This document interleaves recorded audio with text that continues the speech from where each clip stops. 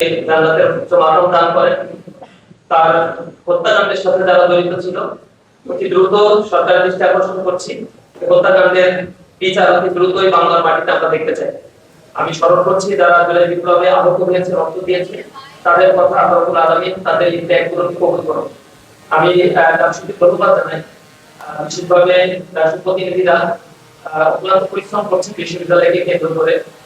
যা বিশ্ববিদ্যালয়ে ছাত্রদের বিভিন্ন দাবি দেওয়া ছিল, তারা নির্বাচিত হওয়ার পরে ধারাবাহিকভাবে সেই দাবি দেওয়া পূরণ করার জন্য বিশ্ববিদ্যালয়ের প্রশাসনিক দৃষ্টি আকর্ষণ করছেন।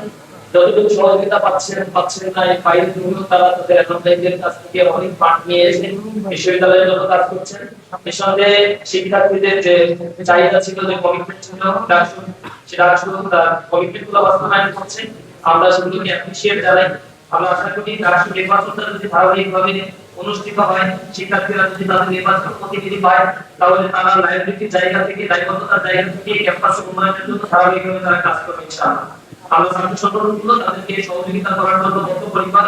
আমি তাদের প্রতি আমন্ত্রণ জানাই বিশ্ববিদ্যালয়ের ছাত্র সংগঠনগুলোকে নিয়ে ধারাবাহিকভাবে বিভিন্ন ইস্যুগুলোতে অ্যাড্রেস করার জন্য সম্মিলিতভাবে সকলকে সাথে নিয়ে যেন আমরা এই বিশ্ববিদ্যালয়কে গড়ে তুলতে পারি।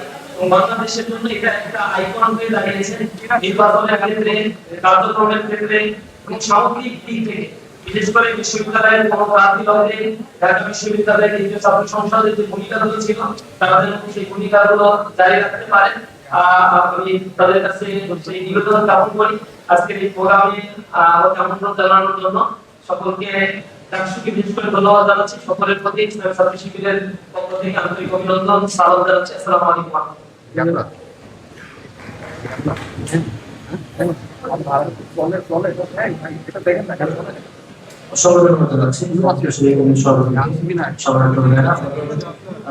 সকল ছাত্র সংগঠনের কেন্দ্রীয় প্রতিনিধিরা আসছেন, তাদের আমাদের পরিকল্পনা ছিল কেন্দ্রীয় কথা বলবেন। সংগঠনগুলো আসছেন, সেটা চেষ্টা করবো। শিক্ষা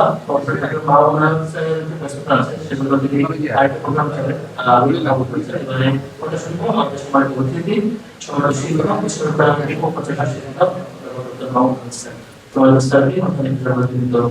শিক্ষক